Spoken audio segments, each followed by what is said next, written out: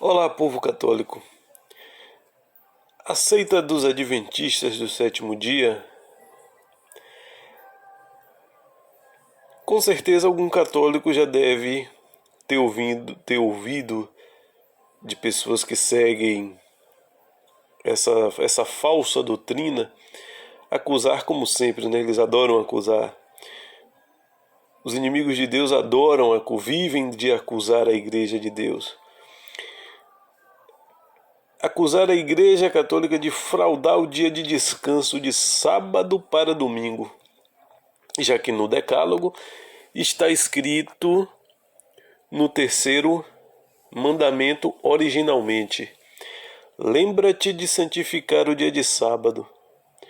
Porém, tais seitas, por levar a palavra em seu sentido literal, elas sim é que acabam distorcendo as escrituras para acusar a igreja. Elas distorcem e acusam a igreja de fazer o que é elas que estão fazendo. O que significa sábado? Sábado é um termo hebraico que em vernáculo quer dizer cessação de trabalho. Por isso, sabadiar significa parar para descansar. Através dessa significação, o sétimo dia veio a chamar-se sábado, porquanto Deus, depois de concluir e aperfeiçoar o mundo, universo, descansou de toda a obra que tinha feito. Gênesis 2:2. E por tal nome é que o Senhor chama esse dia no Êxodo. Êxodo 20, capítulo 20, versículo 10. Mais tarde, devido à importância, designou-se com o mesmo nome não só o sétimo dia, mas também a semana inteira. Nesse sentido, declarava o fariseu no Evangelho de São Lucas: eu jejuo 2 vezes aos sábados. Lucas 18:2. Pela Sagrada Escritura, a santificação do sábado está em largar os interesses temporais, conforme as palavras: nenhuma obra farás. Êxodo, capítulo 20, versículo 10. Esta não é, todavia, a sua única significação. No mesmo lugar, porém, se acrescenta para santificares, mostrando essa expressão que o dia de sábado é de caráter religioso, consagrado ao culto divino e exercício da religião. Sempre devemos entender sábado, dia de descanso. A palavra sábado. A instituição do dia de Senhor do dia do Senhor ao domingo. A Igreja de Deus, porém, achou conveniente transferir para o domingo a solene celebração do sábado, ou seja, a celebração de ter um dia para celebrar como o dia do Senhor, como um dia religioso. Esse é o sentido do sábado, dia de descanso, dia de santificação.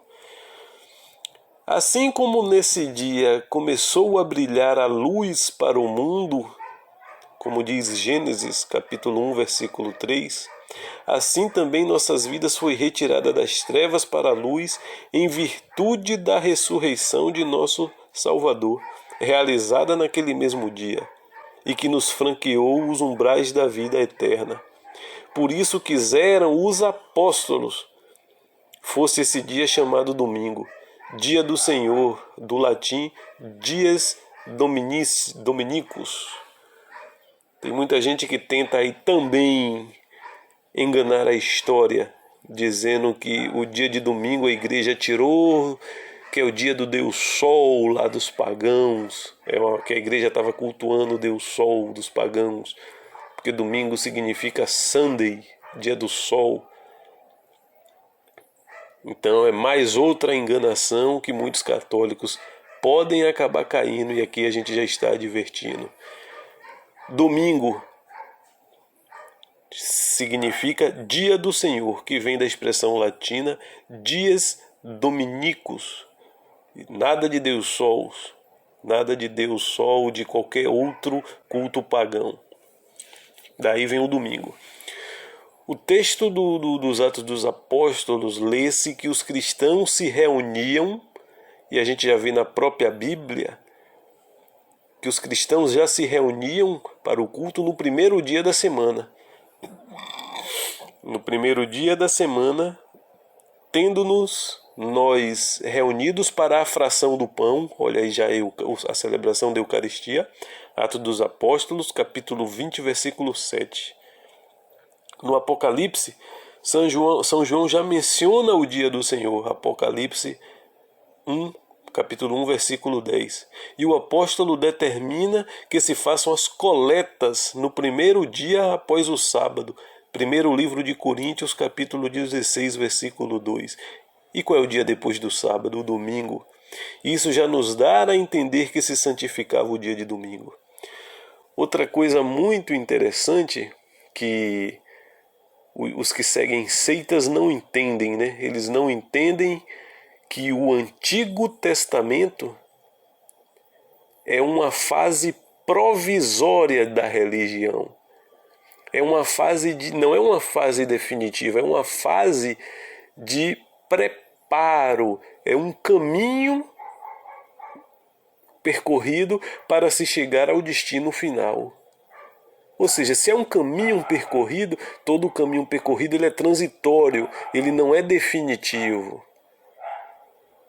Antes da fase adulta, nós percorremos a infância, percorremos a adolescência, a parte jovem. Depois chegamos no caminho definitivo, que é a vida adulta. Ou seja, a vida adulta é a fase definitiva de nossa vida. Mas para chegar na fase definitiva, percorremos a transitória, que é ali no ventre materno, depois o nascimento, a infância, a adolescência e chegamos à fase adulta e daí não tem mais avanços. Vem a velhice, mas a velhice não deixa de ser, não é uma etapa seguinte, é apenas uma fase já de decadência, de ocaso da nossa saúde, das nossas forças físicas e mentais. Então, o Novo Testamento é o caminho definitivo. Por isso que nosso Senhor Jesus Cristo diz: eu não vim mudar um jota da lei. Eu não vim mudar a lei antiga, ou seja, o Antigo Testamento. Eu vim aperfeiçoá-la. Ou seja, o Antigo Testamento ainda não é definitivo, ainda não é a religião perfeita.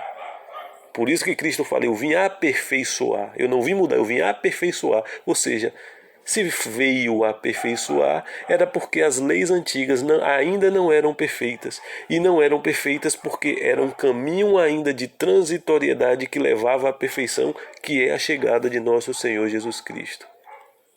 O Novo Testamento, sim, é que é definitivo. Por isso nosso Senhor Jesus Cristo deixa claro que Ele é a nova e eterna aliança, ou seja, eterna aliança. Dali já não vai haver mais mudança. Eterna, ali já está perfeito. Se está perfeito, não tem mais o que mudar. Ali é para sempre. Então, quando você vê seitas ainda guardando o dia de sábado, o pecado grave que eles ainda não se tocam que está fazendo é negando a própria divindade, é negando a autoridade de Cristo e é negando a própria ressurreição de Cristo. Que a ressurreição é o caminho que que o pessoal do Antigo Testamento ainda não tinha em mente, ainda não tinha o conhecimento. Só no Novo Testamento veio esse conhecimento de que a ressurreição é a fase, é a justificativa da religião.